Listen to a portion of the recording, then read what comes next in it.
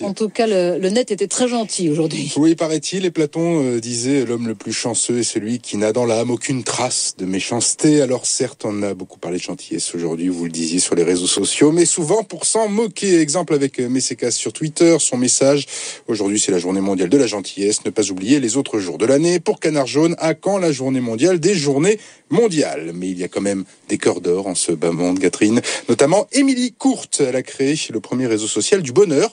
Il se trouve à l'adresse mabea.org, un réseau social où l'on partage ses bonnes actions. Il paraît qu'il n'y a rien de plus ennuyeux que les gens heureux. Émilie Courte n'est pas vraiment d'accord. C'est le reproche qu'on m'a dit. On m'a dit être heureux, ça fait pas vendre. Être heureux, ça sert à rien.